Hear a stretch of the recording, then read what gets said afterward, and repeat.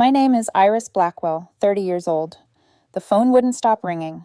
20 missed calls from the same number that had blocked me 3 days ago after calling me ugly in front of his friends and walking away, leaving me with a $200 dinner bill and a quiet, clinical ache where my heart should have been. Mason Taylor. His name pulsed across my screen while the morning sun crawled up my apartment wall like a slow interrogation light. In his last voicemail, left at 3 o'clock a.m., his voice trembled, almost boyish. Iris, please. Call me back. Something's wrong. The photos, how did you... Please. I let it go to voicemail again and stared at my cooling coffee until the surface stopped trembling. 3 days ago, I was a woman trying to salvage a relationship. Today, I was the one holding the cards. People think transformation is fireworks. It isn't. It's a dimmer switch. It slides. 3 days earlier, Romano's glowed like a polished coin. The white tablecloths were immaculate, the candles tiny flames inside glass. We'd sat where we had on our first date 2 years ago. I wore the emerald dress he'd bought me for Christmas, the one he said made my eyes look like expensive stones. I had decided to trust that version of his voice, the warm one that met me at the door with a grin. So the coldness in his hands when I reached for him felt like an error in the script. "You look beautiful tonight," he said, but his gaze was skimming the room, not me. I told myself he was stressed. His firm had him working late. He'd said so. I work in trauma. I know what stress can do to a person. I folded the napkin across my lap and tried to ignore how far away he sat inside his own body. "Is everything okay?" I asked. I wanted him to say anything ordinary. Long week, rough meeting. Instead, he signaled the waiter for another whiskey, his third, and smiled past me at something over my shoulder. I turned as 3 men approached, like the punchline to a joke I wasn't in on. Jake, the ex-roommate with the styled hair and the smug. Trevor, with the grin that always felt like a dare. Ryan, who never remembered my name but remembered his watch angles. "Boys," Mason said, electrified, standing so fast his chair trembled. "Join us." I should have said no. I should have placed my hand flat on the table and said, "This is our night." But Mason was already dragging chairs in with the entitlement of a man who expects furniture and women to make room. "Iris, you remember the guys?" he said, as if I were a receptionist holding a door. I smiled a small, social smile, the kind women are trained to carry. They sat. The conversation turned into a TV playing in a room where you're trying to sleep. Work, jokes, names I didn't know stacked like plates. Each time I reached for a thread, one of them cut it. Trevor told a story about a client's wife with a laugh that knifed down the table. Ryan lifted his glass and didn't look at me at all. Jake's eyes flicked over my dress and did something unkind. "So, Mason," Trevor said at last, reclining like a king without a kingdom, "when are you going to upgrade?" The word landed with a thud between us. The table stilled. Mason's glass hung halfway up, haloed by the candle. "What do you mean?" His voice was level, the practiced neutrality of a man who's been waiting to be asked. Jake leaned in, stage whisper low and careless. "Come on, you're moving up. You know what you need next." The restaurant hummed, but the sound tunneled. I could see our reflection in the window, 4 men with expensive grins, and me, a small shape, my spine too straight to be comfortable. "Guys," Mason said, but his tone lacked any weight, like a string pulled taut that snaps without sound. Ryan gestured languidly around the room. "Look at the caliber of women here." I felt it then, the familiar press of invisibility. I waited for Mason to laugh it off, to take my hand and make a joke so silly it disarmed the line they'd crossed. 2 years should earn you that bare decency. "You know what?" Mason said. His voice warmed, not with heart, but performance. "You're right." Something inside me reached for a wall and didn't find one. "Mason," I said, and my voice sounded as if I'd borrowed it. His eyes met mine, and I saw someone I'd met at a party once and decided to forget.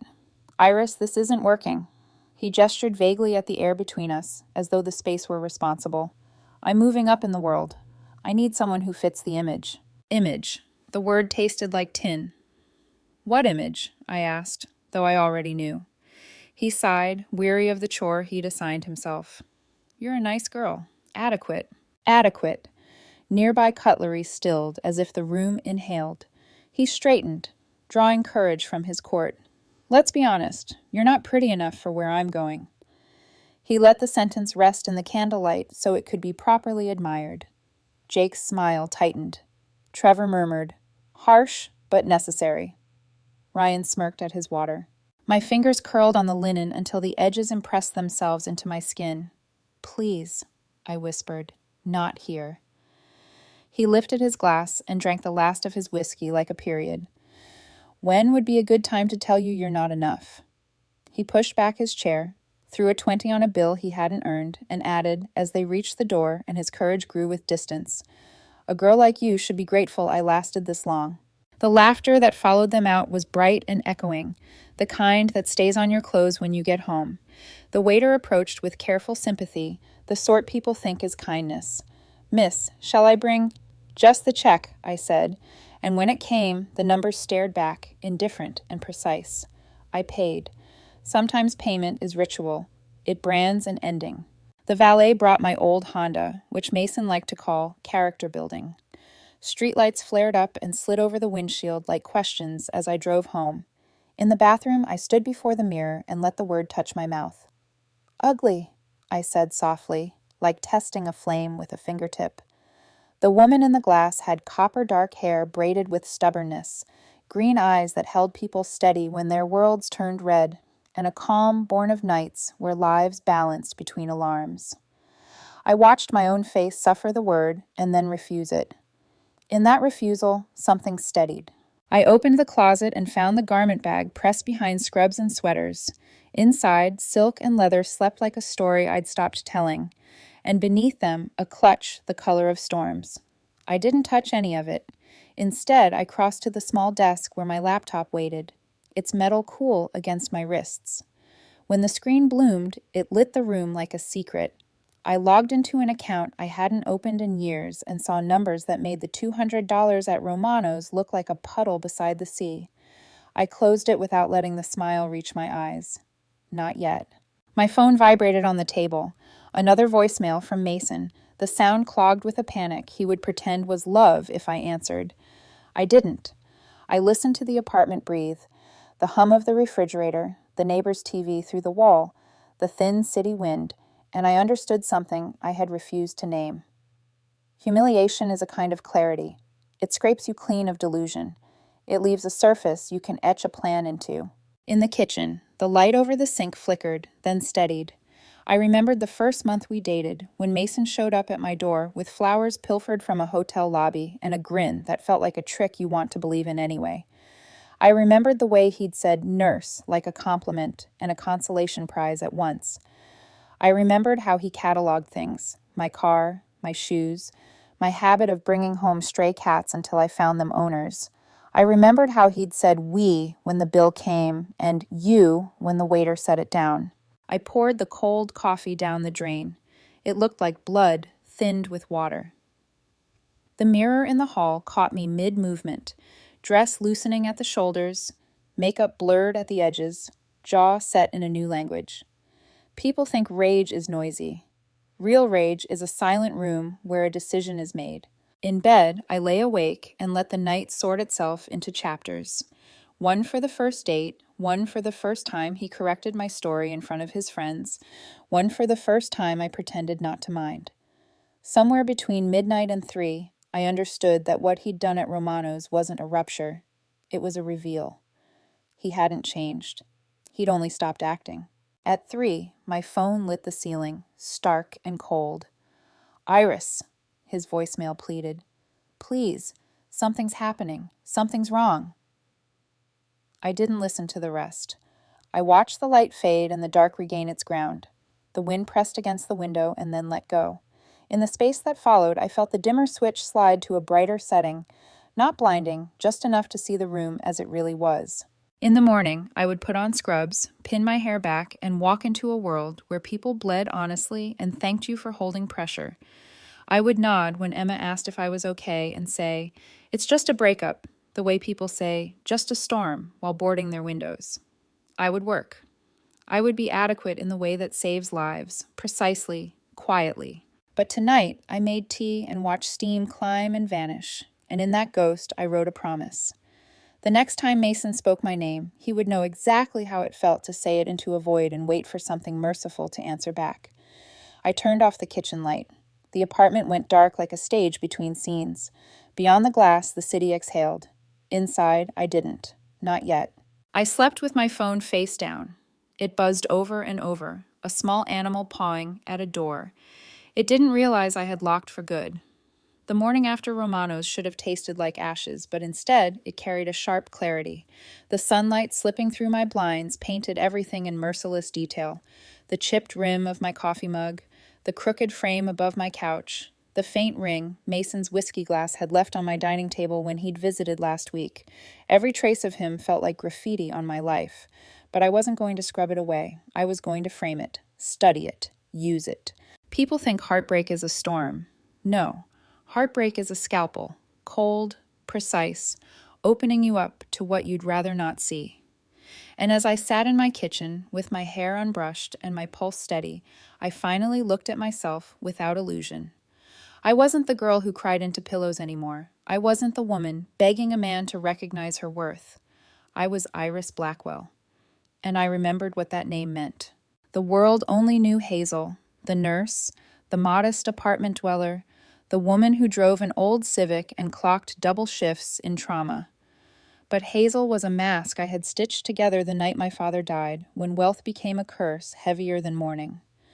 Richard Blackwell hadn't just been my father. He was the architect of a tech empire that transformed from a garage experiment to a multinational fortress. By the time I was 25, I could navigate corporate boards blindfolded. By 26, I'd inherited his crown, stocks, patents, and a fortune so vast it frightened me.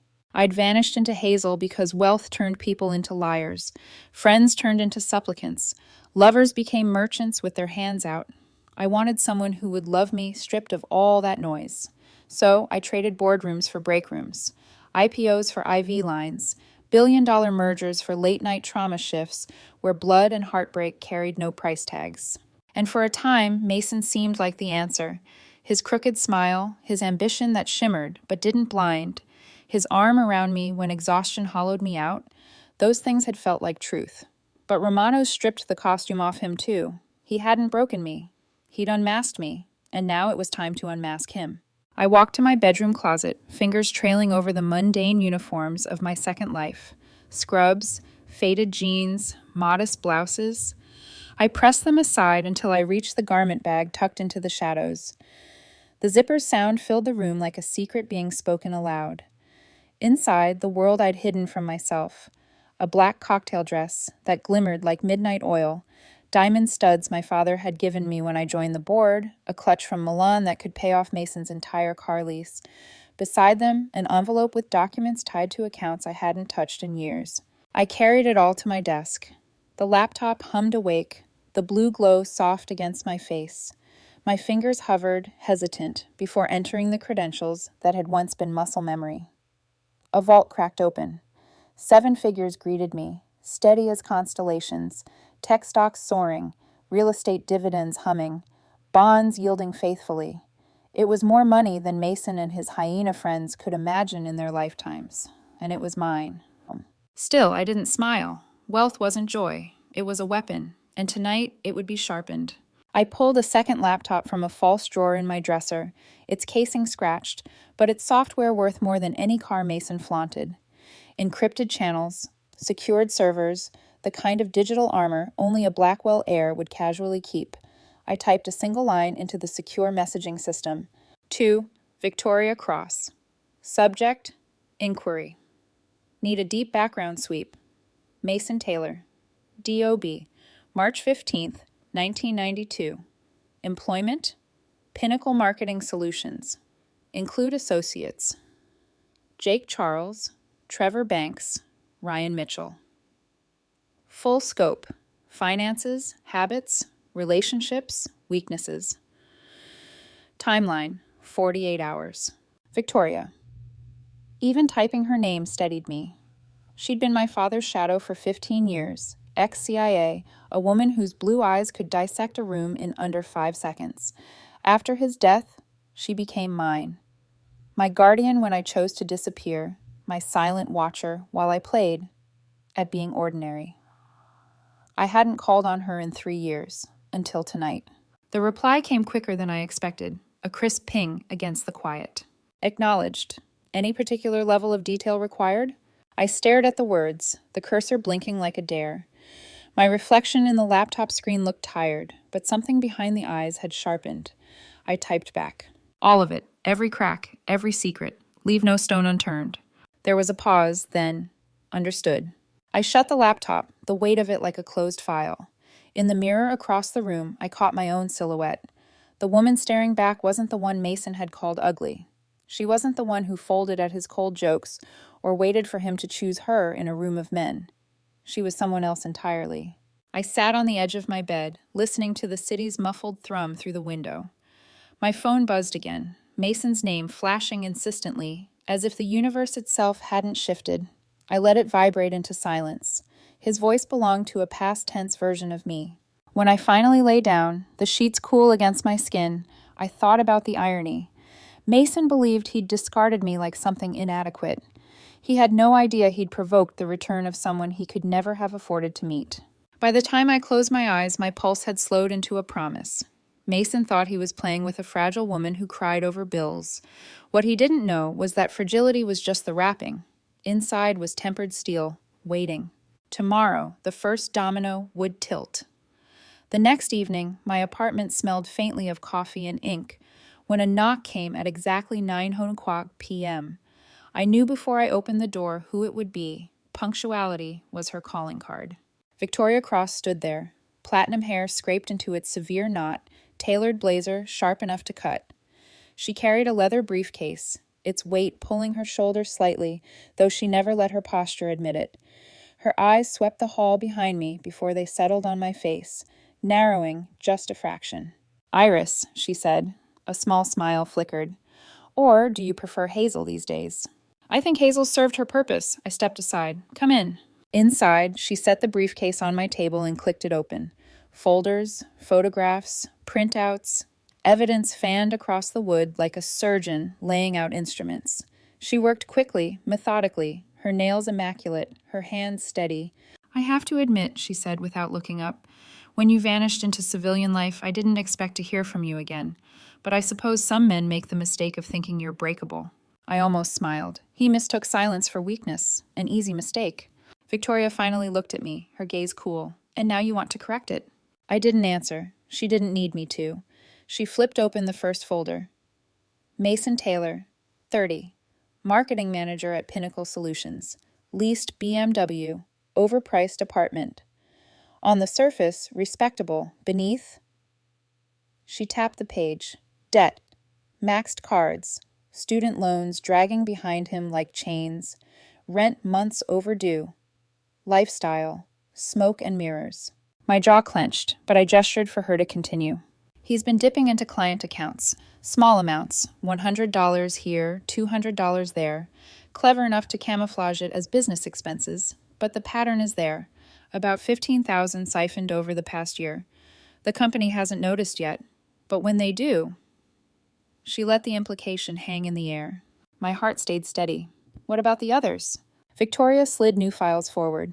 Jake Charles, gambling debts in 6 figures. His creditors aren't patient men. A grainy photo showed Jake in a casino, eyes glazed, chips stacked like lifelines. Trevor Banks, she continued, is sleeping with his boss's wife. Discretion, non-existent. His career depends on her silence, and silence is rarely permanent. The third file opened to a younger face. Ryan Mitchell, juvenile record sealed at 16. Assault? Violent enough it would end his current defense contractor job if it surfaced. He's built a clearance-based career. One revelation, and it's gone. I leaned over the table, scanning the faces. Mason's smirk in his corporate headshot, Jake's hungry eyes under neon lights. Trevor caught mid-laugh in a photo outside a hotel. Ryan stiff and proper, but with shadows around the mouth. Men who believed they were untouchable. Victoria's gaze stayed on me. "So, what do you want to do with this?" I lifted one of the photos, Mason at a company event, smiling wide, hand on Trevor's shoulder. His tie was crooked, the kind of imperfection he'd mock in me, but never see in himself. I want them to understand, I said slowly, that power is a mirror. It reflects the truth, whether you like it or not. Poetic. Her tone was dry, but not dismissive. But poetry doesn't topple men. Strategy does. I placed the photo back down, aligning it neatly with the folder edges. Then strategy it is. Mason goes first. The others can follow like dominoes, each one collapsing in a chain they won't see coming until it's too late. Victoria studied me for a long moment. Are you certain? Once you tip the first, there's no pausing the sequence. They'll be ruined, completely. Her warning pressed into the air, heavy as a confession booth. I thought about Romano's, the candles flickering, the laughter echoing, Mason's voice rising over mine. A girl like you should be grateful. Yes, I said simply. Victoria's smile was small, sharp. Then let's begin. We mapped it out across the table, timelines, vulnerabilities, who to whisper to, and when. Mason's embezzlement would be revealed first, disguised as routine audit findings. Jacob's creditors could be nudged into calling in his debts all at once. Trevor's affair could slip into the wrong ears. Ryan's sealed record could find itself unsealed just enough to matter. By the time the plan sprawled across the pages, the apartment felt smaller, crowded with futures collapsing in quiet sequence. 4 men, Victoria said, gathering her papers, brought down in 1 week, surgical. I sat back, feeling my pulse drum steady in my wrist. They thought humiliation was entertainment. I met her eyes. Now it's their turn to be the show. Victoria snapped her briefcase shut. Very well. The first domino falls Tuesday. Be ready. After she left, I stood at the window. The city below me, a grid of lights and restless shadows. Somewhere out there, Mason was nursing another whiskey, laughing with men who thought cruelty was sport. He still believed I was powerless, the kind of woman who would cry herself to sleep and eventually forgive. He was wrong. Power isn't in the shout, the spectacle, the easy cruelty of a man at a dinner table. It's in silence, in patience, in the ability to choose when to strike and when to watch. And I had been watching for far too long. The room hummed with quiet certainty. The clock ticked. Outside, a siren wailed and faded. I pressed my hand flat against the glass, feeling the cool certainty of it. By next week, Mason Taylor would know what it meant to have the ground pulled out from under him. He would understand what it felt like to be powerless, ridiculed, discarded. Only then, maybe, would he recognize the face of the woman he had tried to bury under the word adequate. Tuesday arrived like any other. Gray sky, bruised with dawn, the smell of disinfectant lingering in the hospital corridors as I pulled on my gloves and began rounds. I moved from patient to patient with practiced calm. Mrs. Rodriguez recovering from her heart attack, a teenage overdose victim clinging to consciousness, an elderly man clutching my wrist as if touch could anchor him. In trauma, every second was life measured and weighed. My colleagues saw me as steady Hazel, the nurse who didn't flinch. None of them could guess that outside these sterile walls, another life was being resuscitated, my own. At 10:17 a.m., my phone buzzed in my pocket. I glanced at the screen under the fluorescent glare. Victoria Cross, secure channel. I excused myself to the supply closet, the scent of latex and antiseptic thick around me, and opened the message. Audit triggered, Pinnacle internal compliance notified, arrest imminent, target in motion. I exhaled slowly, the sound swallowed by shelves of gauze and saline. Mason's domino was falling. When I returned to the ward, Emma intercepted me with a tray of coffee cups balanced precariously in her hands. Her eyes, sharp, relentless, studied my face. "You've got that look," she said. "What look?" "The one you get when you're pretending everything's fine. Iris, you can't fool me. Is this about Mason?" Her voice was louder than I wanted. A nurse glanced up. I forced a small smile. "It's just a breakup. I'll live." Emma narrowed her gaze but let it slide, for now. Still, her words pressed against me. The more she looked, the more she'd see. And the more she saw, the closer she'd come to truths no one outside Victoria should ever touch. At 11:32 a.m., the news broke. A whisper raced through the cafeteria, then exploded across phones and monitors. Local marketing manager arrested for embezzlement. Mason's headshot filled the screen above the vending machines. The caption beneath, Taylor accused of siphoning funds from client accounts. Arrested during surprise audit. Emma gasped, nearly spilling her coffee. Oh my God, that's him. That's Mason, isn't it? She grabbed my arm. You're Mason? I kept my hand steady, folding gauze into a neat square. Yes. Her jaw fell open. I knew he was a jerk, but a criminal? Iris, that's insane. What are the odds? Pretty low, I murmured, but not impossible. Inside, though, I felt the tremor of satisfaction ripple through me. It wasn't gloating, it was precision. The scalpel had cut exactly where it was meant to. By evening, the media had picked up every angle. Mason in handcuffs outside Pinnacle, his once perfect suit rumpled, his face pale as if the cameras themselves were knives. His colleagues stared from the building windows, mouths tight with shock and schadenfreude. The photo flooded social media, captions brutal, hashtags merciless. At 6:04 p.m., my phone rang. Mason. I let it ring until the voicemail icon appeared. His voice, frantic, leaked through the speaker when I finally pressed play. Iris, please, you have to help me. They're saying I stole money. I didn't, not really. It's blown out of proportion. You know me. You know I wouldn't. His breath cracked into a sob. Please, Iris, answer me. I pressed delete. His pleas were just echoes against the steel rising in me. But later that night, alone in the apartment, I sat by the window and listened to the city murmur. I wasn't immune to the pull of memory. I remembered Mason cooking me pasta at midnight, flour on his cheek, humming a song out of tune. I remembered his hand in mine during a power outage, the candlelight softening his edges. Those fragments tugged at me like ghosts. For a moment, I almost wondered, was this justice or cruelty? Then I remembered Romano's, the laughter, the way he'd looked at me like rot on his shoe. The ghosts went silent. The next morning, Emma shoved a newspaper at me in the staff lounge. Mason's face was splashed across the front page. Iris, he's finished, she said, eyes blazing. Tell me you don't miss him. Tell me you're not still. I don't, I said firmly, too quickly. She tilted her head, suspicion flickering. You're planning something. I can see it. That look in your eyes. It's the same one you had when you uncovered Dr. Kingston stealing meds from the supply closet. I forced a laugh, brittle around the edges. Emma, you've been watching too many crime shows. She leaned closer, lowering her voice. Promise me you won't do anything reckless. Please. I touched her hand, steadying her worry with a practiced nurse's calm. I promise. But inside, promises meant nothing. The dominoes had only begun to fall. That evening, my phone buzzed again. Mason's voice cracked through the voicemail. They fired me. I need a lawyer, Iris. I can't afford one. Please. I'm begging you. You're the only person I can trust. His desperation tasted like symmetry. 3 nights ago, he'd told me I wasn't enough. Tonight, I was the only one left. I closed my eyes, leaned back in my chair, and let the irony warm me like firelight. The first domino had fallen. 3 more waited, trembling. And when they toppled, Mason would know this wasn't bad luck or fate. This was justice, measured out by the woman he'd thought too small to matter. By midweek, the paper trail had a rhythm.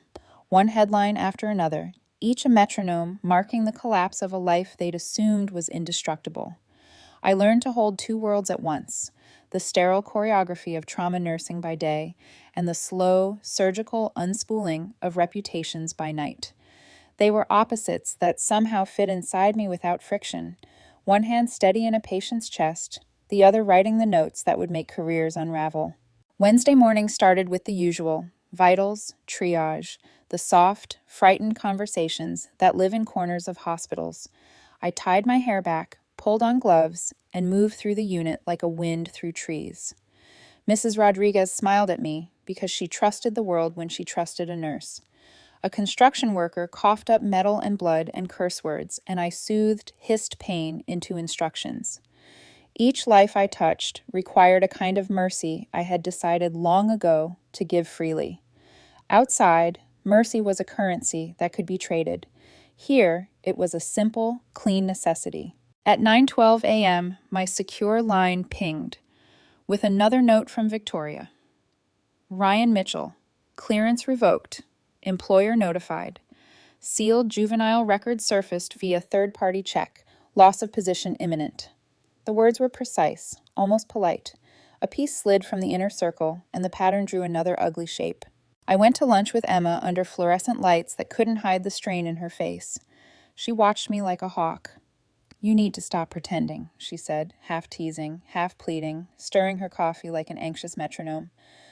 You're not okay, Iris. Spill. I should have lied. I should have said, it's court stuff. I'm fine. Instead, I said, Ryan lost his clearance. A sealed record surfaced. The spoon clacked against the mug as if to punctuate the sentence. Her face shifted from curiosity to shock. Jesus. The kid from the firm? The one who never looked you in the eye? That's brutal. She looked at me, searching the line between my eyes and my mouth. Who would do that? Someone with a grudge? She sounded worried for the men, and strangely, for me. Someone who doesn't love being humiliated doesn't always enjoy dishing it out, I said. The words surprised me with their coldness. Emma's brow furrowed. Iris, this is getting dangerous. You can't be playing God. There it was. The phrasing I had been trying to avoid. Promise me you'll step back. I squeezed her hand, feeling the small tremor of loyalty. I promise, I murmured, knowing the way I had already broken that vow inside my head. Back on the floor, a teenager's mother wept in a corner while I adjusted an IV line and kept a stern voice for a frightened child. Mercy. It stayed. It didn't vanish because of headlines. In the same afternoon, while I stitched a lacerated scalp, Victoria's updates came like clockwork. Trevor's affair had exploded into an expensive public scene, a vase hurled at an upscale restaurant, surveillance photos, an outraged spouse with a social media account ready to burn. Jake's creditors had cut him off and called in his loans. When collectors moved, his house and car were exposed as leverageless, and in panic he'd tried to divert company funds, an act clumsy enough to get him caught within hours. I watched the dominoes in a different mirror. Television in the staff lounge blared the same images. Trevor drenched in flowers and water, Jake in handcuffs, Ryan's professional picture pixelated beneath a banner of scandal.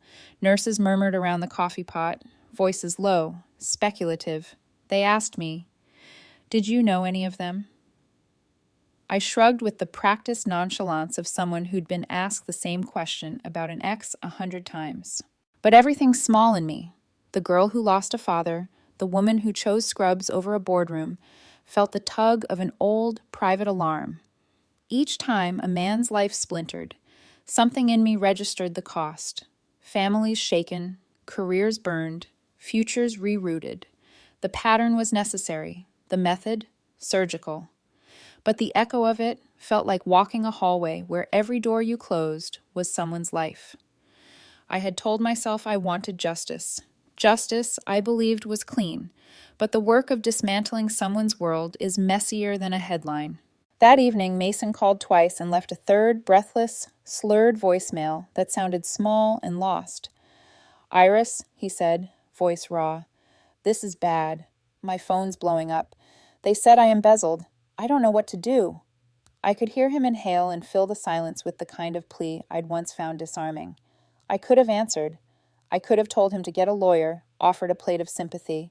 He had once meant something to me, not because of who he was, but because of who he pretended to be. Instead, I sat in the quiet dim of my apartment and opened a photo album on my laptop from years ago. A night when Mason had been tender, when laughter felt easy and hope looked like a future. I watched the younger versions of us and felt a tug that surprised me. It was possible to remember love and still want justice. It was possible to carry the memory of kindness and still choose not to reward cruelty. Word spread quickly that Jake had tried to cook the books and failed. Trevor's life unspooled on social media, and his wife filed for divorce within days. Ryan's anonymity had been exposed in a routine security sweep, a mistake that no longer served him. The men called me from payphones and blocked numbers, from jail cells and borrowed cell phones. They left messages that trembled between anger and pleading. Each call was its own small confession. Each message was a recognition that someone had touched a part of their identity and squeezed until it could not breathe. Emma's eyes began to look at me differently, like someone noticing a thin sheen of blood on their hands after helping a stranger. You were in on this, she said one night after a double shift, the accusation softer than gossip, but sharp as glass. I could have told her everything, the money, Victoria, the plan, but I couldn't let the map of my life be unfolded across a cafe table. I'm not, I said, and the word tasted like a lie I almost believed. She didn't push. Loyalty is complicated. She made dinner for the two of us and told stories to keep the night light. Yet I watched her often from the doorway, her eyebrows knitting in worry, her jaw tight when she thought no one watched. She was the rare friend who could see through my constructed hazel and wonder if the person she had loved for who she was still existed beneath the couture and the quiet maneuvers. I began to have dreams, fragments of Mason's laughter, spliced with shards of headlines. In the dream, he stood under Romano's chandelier and choked on a plate of his own pride. I woke with my palms slick, the rush of the unconscious asking the same hard question. What had I become in the space between betrayal and revenge? I answered the question in the hospital the next day when a child stopped breathing at triage and the world narrowed again to hands and training and breath. I leaned over the tiny chest, pressed the rhythm into life, and felt a fierce clarity wash through me. Mercy in that moment was not a negotiation. It was an act of service that required no ledger. Outside the unit, lives crumbled. Inside, I mended lungs and coaxed heartbeats. Both were true. Both were necessary. By the end of the week, Jake was in custody, Trevor's marriage was in tatters, Ryan's career had evaporated, and Mason's jail calls grew thin and frantic. The echoes of their downfall reverberated into the corners of my life. The line between justice and vengeance blurred only for an instant before I straightened it with a careful breath. I had told myself the point was to stop men who thought cruelty was entertainment.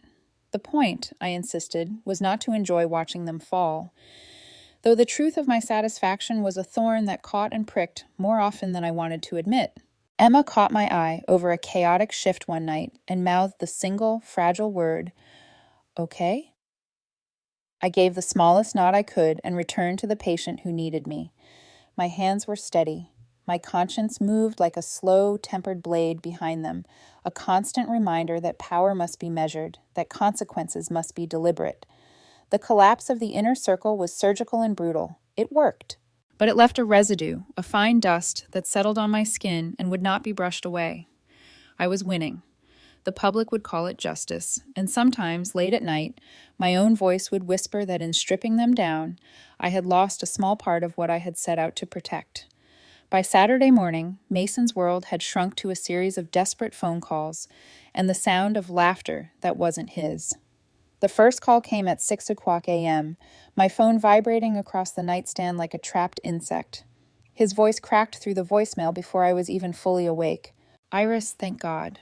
Please answer. They arrested me. Pinnacle fired me. I need help. A lawyer. Anything. You know me. You know I'm not a thief. Please." I let it play while the sun carved slow gold lines across my bedroom wall. His words felt rehearsed, desperate, half-truths bent into pleas.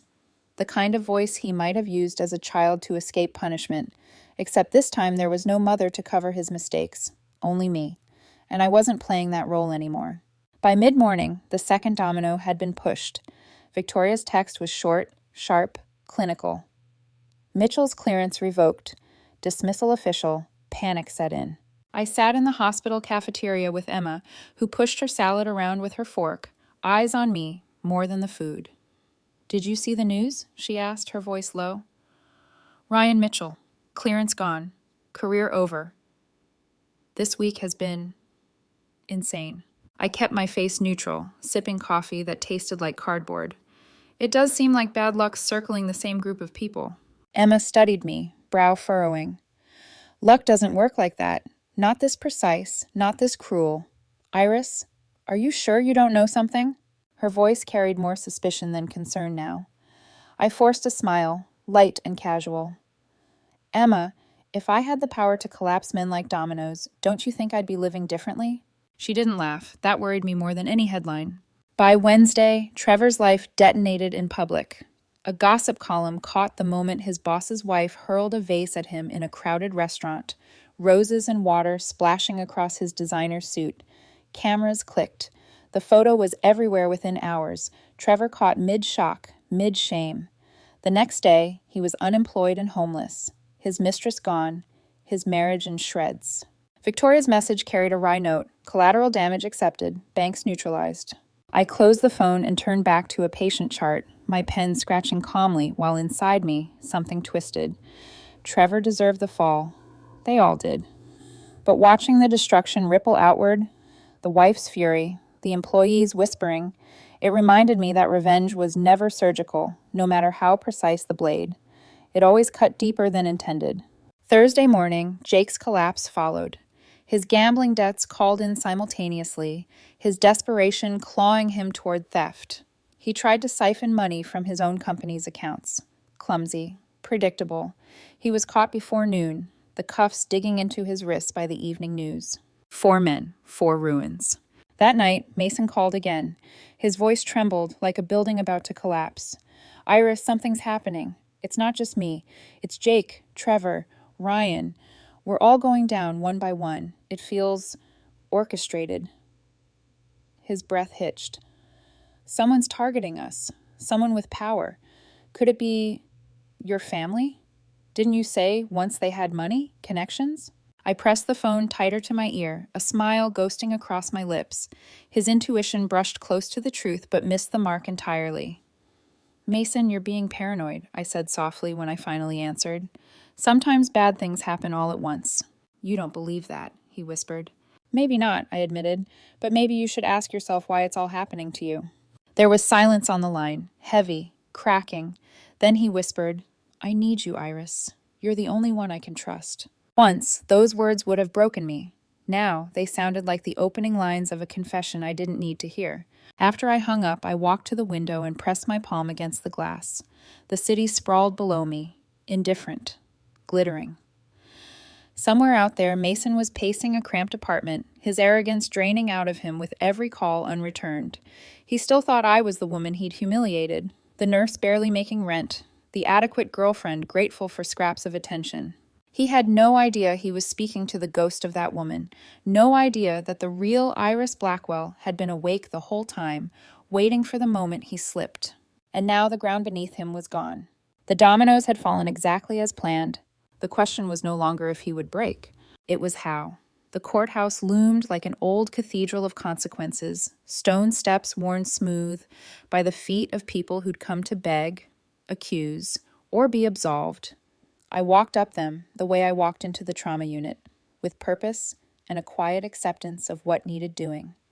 My navy dress felt like armor, simple, honest, unadorned. If I was to be a witness, I would be one who spoke plainly.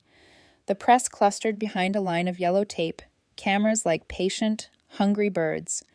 Mason's name had already become a headline, his face an image everyone knew the edges of.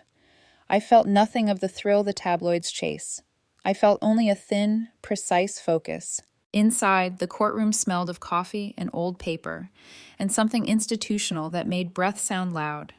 Mason sat at the defendant's table with a public defender who looked like he'd been awake too many nights. He glanced up when I entered. For a beat, hope lit his face like a match. It was a ridiculous hope in a man reduced to pleading. He mouthed something brief, "Thank you," and I answered only with a measured nod. When the judge called for character witnesses, the courtroom shifted in expectation. Mason had been dialing the past few days, leaving voicemails that read like prayers.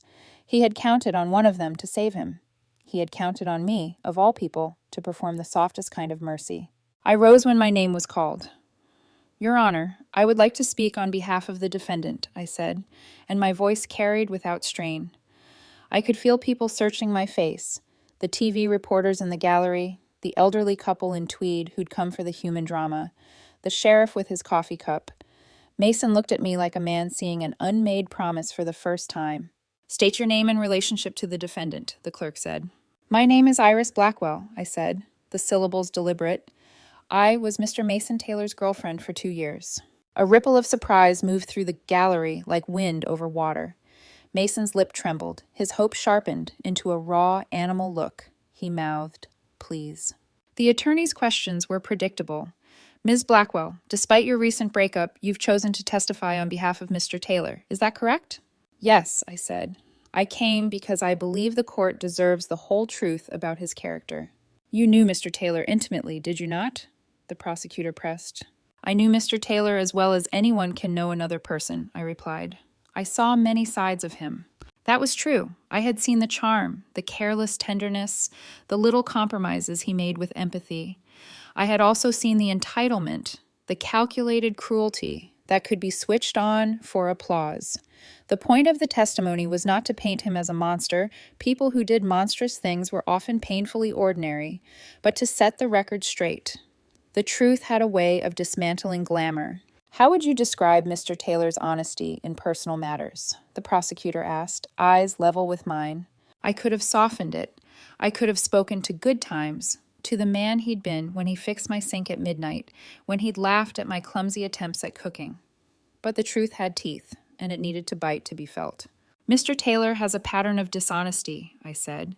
He lied to me repeatedly about his finances. He took advantage of my goodwill. He promised things he did not intend to keep.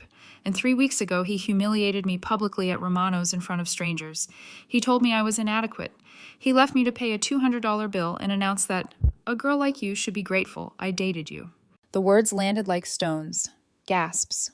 A camera's shutter. Mason's face, which had been a study in pleading, shifted to a new expression, calculation slipping into panic. His public defender stood, ready to object, but the judge let me finish. "I'm not here to vilify him," I continued. "I'm here to tell the court what I witnessed, what his character has been like in both private and public. His professional misconduct, as alleged, aligns with patterns I saw personally, a tendency to believe rules didn't apply to him, an arrogance that let him treat people as expendable." A hush settled. Even the reporters leaned forward, a collective inhalation. The prosecution's eyes sharpened. The defense's posture hardened. Mason's mouth opened and closed without sound. The human capacity to hope is stubborn, even when the facts are a bucket of cold water. Then came the question I knew would come. "Ms. Blackwell, how much money did Mr. Taylor borrow from you during the course of your relationship?" I had prepared to answer, not with florid regret, but with a ledger. I'd logged dinners, loans, and expenses while I kept my private accounts in order for reasons that had nothing to do with revenge and everything to do with proving a point. I had the receipts if needed. "Approximately $3,000 over 2 years, I said. Mason went pale. The murmuring began, something thin and ugly in the back of the room like a caw of satisfaction. He stared at me, disbelief staging a protest no one bought. "When I told him, 3 weeks ago, that I felt humiliated," I said, looking straight at him, "he told me I was not pretty enough and that he was embarrassed to be seen with me. Then he left. He asked me later, after his arrest, to loan him $50,000 for a lawyer. When I couldn't, he begged for less, for $5,000, for kindness in the form of money." The courtroom heard the portrait of a man who measured relationships in currency and advantage. I'd been counting more than bills. I'd been tracing the small indignities, the casual erosion of dignity, and I had the temerity to give them voice. When my testimony concluded, I stepped down and walked back to my seat. Mason's eyes tracked me like a man watching a ladder pulled up behind his feet. He didn't stand when the judge called recess. He only stared, as if trying to read the map of his life and finding missing streets. Outside, in the maze of halls, he intercepted me, ungraceful, raw. "What the hell was that?" he demanded. His voice scraped. "You lied. You were supposed to help me." "I told the truth," I replied. "I witnessed your character." "You had to humiliate me like that?" His fingers closed on my sleeve hard enough to sting. "You don't know what I might lose." "You did that yourself," I said softly. The hallway, tiled with echoes of our past, became a narrow place where words mattered. "You humiliated me at Romano's. You chose your friend's applause over basic decency. What you've lost is of your own making." He leaned in, desperation making him small. "Do you know who I am? I can destroy you. My family will make your life hell." The arrogance slid back on like a familiar coat, though frayed now. I felt nothing but the chill of certainty. "You don't know who I am either," I said. "You only know the version of me you wanted to believe in." I fished my phone from my pocket, an idle movement that became an ugly reveal, and opened a secure window. "My name is Iris Blackwell. My maiden name is Blackwell, for Blackwell Tech. I am not who you thought you were playing with." The impact of the words was not the shout I'd expected. It was quieter, a file sliding into place. Mason's knees folded. A man who had once stood in a restaurant and declared my adequacies to a room now tasted the inverse. Shock that the woman he'd dismissed had currencies he could not imagine. He slumped against a wall, the color draining from his face. "You what?" His voice frayed, disbelief curdling. You humiliated someone you thought powerless, I said. That was your failing. You counted on gratitude. You counted on me being small. You were wrong. He looked at me like a man who had mistaken a shadow for an enemy and discovered a mountain behind it. Please, he whispered. Please, Iris, don't do this. I can fix it. I'll fix it. You can fix nothing, I said. You can plead. You can apologize. You can try. But this, I gestured to the empty hallway, to the courthouse doors that would soon reopen to judgment. This is consequence. I am not here to break you for pleasure. I am here because I will not let cruelty masquerade as entertainment. He sagged to the floor on a plastic courthouse bench, forehead in his hands, the desperate man of voicemails transmuted into a boy in need. I watched him, and for one sharp instant I imagined mercy, what it would feel like to change course and smooth the edges of a man's ruin. I remembered the tenderness of his hands at midnight, the way he had once hummed through a recipe. But mercy, I knew now, was a decision that had to be earned. It wasn't a default setting. The recess ended. I returned to the courtroom where the air felt different, thicker, charged. My testimony hung between people like an answered bell. I sat back down and heard the judge call the court to order. The machinery of justice turned forward, indifferent to the private catalog of pain that had led us here. When the hearing concluded days later with Mason's sentence pronounced, I was back on the hospital floor.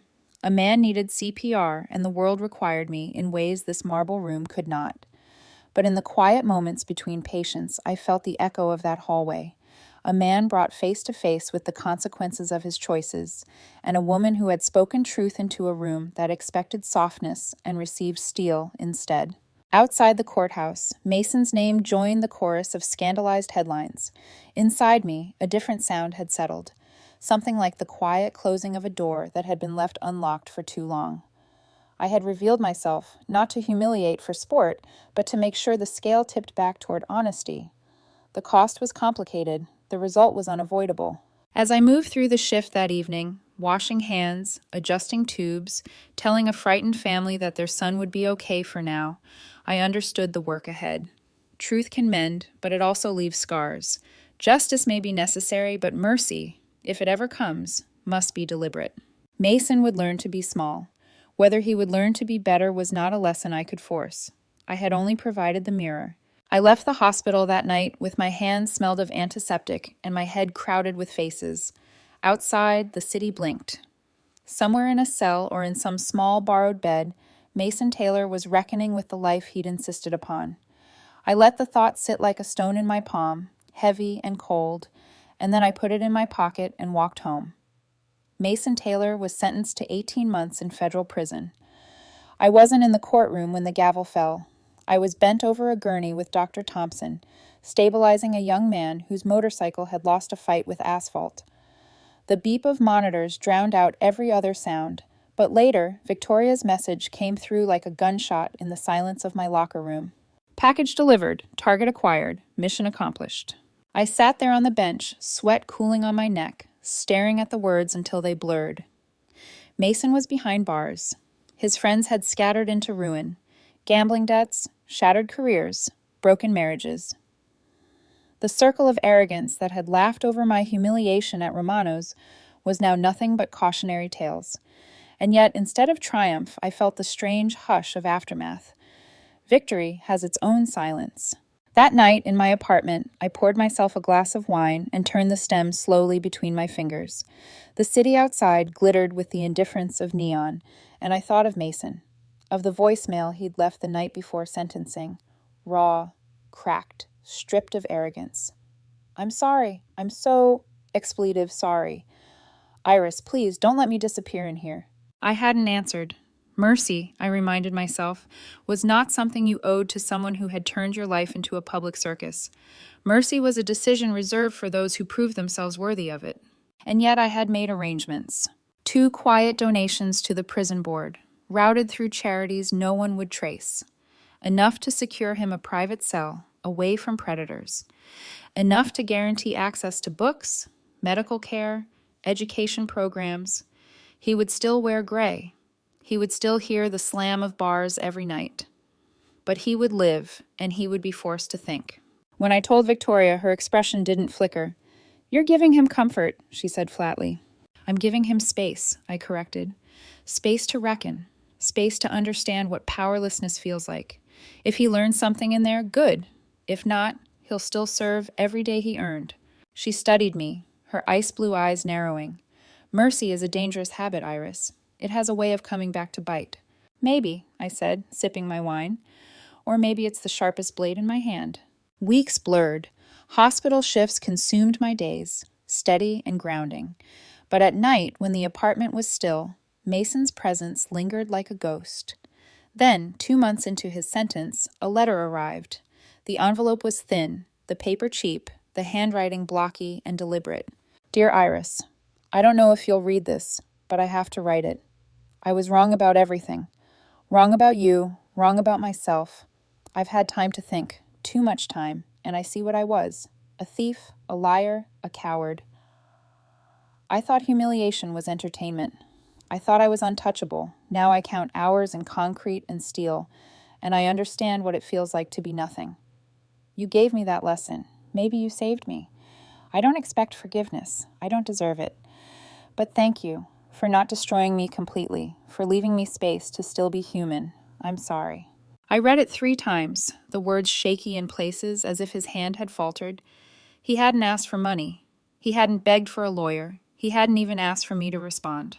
It wasn't manipulation. It was confession. For the first time since Romano's, I let myself cry. Not for him. For the version of myself that had once loved him. For the woman who had believed in his smile. For the nurse who had thought being adequate was enough to hold a man's loyalty. She was gone now. But I owed her grief. I folded the letter carefully, slid it back into its envelope, and tucked it into the garment bag with the black cocktail dress and the diamond studs. A relic of a different war. That night, as I turned off the lights and walked into the dark, I whispered to the silence, "This is not your ending, Mason. This is your sentence." And for the first time in weeks, I slept without dreaming of Romano's. 6 months into Mason's sentence, another letter arrived. The handwriting was tighter this time, more controlled, as though he'd learned that even words required discipline. The envelope smelled faintly of bleach and prison ink. I held it for a full day before opening it, afraid of what might spill out. Not his pleas, but my own reaction. Dear Iris, I know you don't owe me another thought, but I need you to know what this place has done. The first weeks were rage. At you, at the world, at the mirror. Then came the silence, the endless hours where the walls whisper your worst mistakes back at you. I saw myself clearly for the first time. I was cruel because cruelty won me applause. I was dishonest because I thought the world owed me more than I'd earned. You held up a mirror in court, and for once I couldn't look away. I don't ask forgiveness. I only ask that you believe I see it now. I am trying to change, truly. I set the letter down, my fingers trembling more than I wanted to admit. He hadn't begged for money or freedom. He hadn't promised me grand gestures. He had admitted to something rarer, shame. Still, shame was cheap. It came easily when the world stripped you bare. The real test would be what remained once he walked free. That evening, I called Victoria. She answered on the second ring, her voice crisp. Yes? I want his sentence reduced, I said. Silence stretched across the line, then her sharp inhale. Reduced? Iris, you spent months dismantling him piece by piece. Why undo it now? Because he passed, I said quietly. Passed what? The test. Victoria's laugh was short, humorless. You're gambling with a man who nearly broke you in half.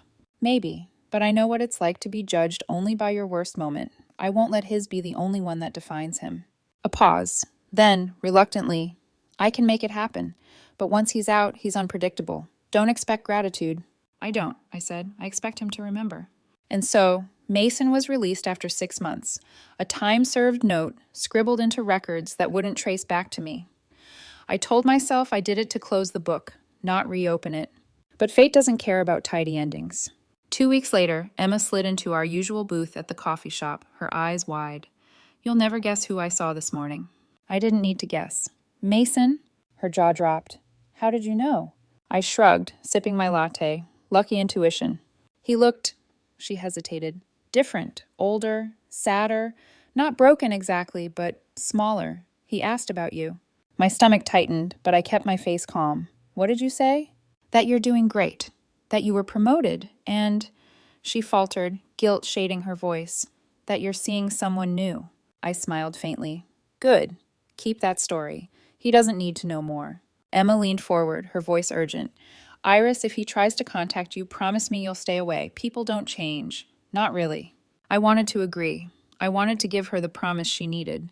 But deep down, I wasn't sure if people changed, or if they just revealed parts of themselves you hadn't wanted to see before. That night, when I returned home, an envelope was waiting at my door, my name written in the same careful block letters.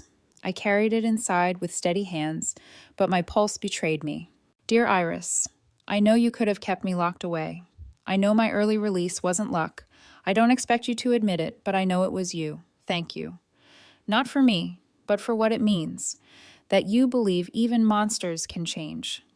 I'm not asking to see you. I'm not asking for another chance. I'm working at a nonprofit now, helping families drowning in debt. It's not much, but it's honest. Therapy twice a week. I'm rebuilding one splinter at a time. I will never be the man you deserved, but I hope I can be someone who no longer discussed the mirror. I folded the letter carefully, slid it into the same garment bag where the others rested, and closed the zipper. This wasn't reconciliation. It wasn't love. It was something stranger, rarer, a hint of redemption. The garment bag in my closet had become a vault. Inside it lay silk and diamonds, reminders of the life I had hidden, and alongside them, Mason's letters, creases sharp from folding, ink pressed too hard into cheap paper. I hadn't opened that bag in years, not since before Romano's, but now it pulsed with two truths I couldn't ignore. I was no longer pretending to be ordinary, and Mason Taylor, of all people, was trying to become something more than the sum of his sins. At the hospital, Emma watched me like a detective waiting for a confession. She cornered me one night after a brutal shift when I was too tired to summon lies. You've been different, she said, crossing her arms. Not the promotion, not the stress, something else. I'm fine, I answered automatically, tugging my hair loose from its tie. Her eyes narrowed. This is about Mason, isn't it? He's out, and he's sniffing around. Please tell me you haven't answered him. I forced a laugh, but it sounded brittle. Emma, you worry too much. Iris, men like him don't change. They adapt. They find new angles. Don't let him back in. I promised her I wouldn't. The words sat heavy in my mouth. Days blurred into weeks. Patience came and went, pain and healing twining together in messy loops. But Mason's shadow hovered. I caught his name in whispers. Someone at the nonprofit praising his intensity, a local blog noting his presence at a debt counseling seminar. Always small notes, never grand announcements. He wasn't clawing for attention this time. He was working. Then, one evening, returning home, I found another envelope on my doorstep. My name again, block letters steady, like he'd practiced restraint with every stroke. Dear Iris, I won't pretend this is easy. Every day I fight instincts that once ruled me. Deflection, arrogance, charm as a weapon. Therapy helps. The work helps more. Sitting with families who can't pay their bills, listening to their shame, their fear. It forces me to see myself in their desperation. I used to laugh at people like that. Now I see them. I see me. You once told me silence could be power. I never understood. Now I do. In silence, there's no applause. There's only the truth of who you are. I'm trying to sit in that silence until it remakes me. I don't expect you to believe me, but I thought you should know. I read it twice, then tucked it away with the others. My pulse was steady, but my thoughts churned. Could people like Mason change? Or were they simply clever enough to wear remorse the way they once wore arrogance? That night, I stood before the mirror in my bathroom, the harsh light exposing every line, every shadow of exhaustion. Do you believe him? I asked aloud. My reflection didn't answer. The next morning, I walked into Blackwell Industries for the first time in 3 years. The boardroom was a cathedral of glass and power, the city skyline spread like a canvas beyond. I wore a suit that whispered authority, and for the first time in a long time, I wasn't hiding. Ladies and gentlemen, I said, meeting the eyes of 12 executives who had run my father's empire in my absence. My name is Iris Blackwell. For 3 years, I let others lead while I chose to live small. That ends today. The room shifted, quiet but electric. Power was a language I had spoken since childhood, and I felt its syllables return like muscle memory. That evening, standing alone in my penthouse, I poured a glass of wine and stared at the city lights. My phone buzzed with a message from an unknown number. Saw the news. You were brilliant. The world is lucky to have you. I stared at the screen for a long time, then typed back. The world is lucky when people choose to be better. Keep choosing it, Mason. Then I deleted the thread, blocked the number, and set the phone down. Some chapters are not meant to be reopened. Some are meant to be remembered as warnings, folded like letters into a garment bag you rarely touch. And some, just a few, end not with revenge, not with reconciliation, but with redemption, fragile and unfinished. 6 months after I reclaimed my seat at Blackwell Industries, the boardroom no longer felt like a stage I was borrowing. It felt like mine. The walls hummed with glass and ambition, the kind of place my father would have called a proving ground. I thought of him often, wondering if he would have approved of the way I'd balanced board meetings with trauma shifts, strategy with service. He'd taught me power was a tool. I'd learned it was also a test. The company's new healthcare initiative was my answer to that test. A network of trauma centers, fully funded, staffed with the best. No family would ever have to choose between survival and dead again. It was more than philanthropy. It was reclamation. I'd built it in the city where I'd once lived as Hazel the nurse. Emma, loyal to the end, stood at the podium beside me as the newly appointed head nurse of the flagship center. She wept during her speech. I didn't. My eyes burned, but my tears had been spent long ago in smaller rooms for smaller pains. The reporters swarmed after the ribbon cutting. One of them, a young man with too much confidence in his tie, asked the question everyone wanted answered. Miss Blackwell, is this initiative personal? I looked past him, past the cameras, into memory. Romano's chandelier, Mason's voice saying adequate, the letters written from prison. His last message praising work that would outlive both of us. Yes, I said finally, all healing is personal. Trauma changes people. Sometimes it breaks them. Sometimes it reveals them. I chose to let it shape me into someone who builds, not someone who destroys. The room stilled. Pens scratched. Flashes burst, but I was already finished speaking. That night, alone in my penthouse, I uncorked a bottle of wine and let the city's glow wash over me. My phone buzzed once, an unknown number. I already knew. Saw the coverage. What you're doing is incredible. The world needs more of you. I stared at the words for a long moment, then typed back. The world needs more people willing to do better. Keep doing the work, Mason. It matters. Then I deleted the thread and blocked the number again. I stood by the window, glass in hand, watching the city pulse. For the first time in years, I felt light. Revenge had burned hot and fast, but redemption, mine, was slower, quieter, more enduring. Mason Taylor had shown me who he was that night at Romano's. Cruel, insecure, desperate for applause. But in destroying him, I had discovered who I was. Someone who could wield power, yes, but also someone who could choose what to do with it. And maybe that was the real inheritance my father had left me. Not the billions, not the empire, but the understanding that power without purpose was just noise. I sipped my wine, the city stretching endless before me, and whispered into the glass, "This is who I was meant to be." The chapter closed there, not with reconciliation, not with hatred, but with a rare thing neither of us expected. Redemption. Not just for him, for me too.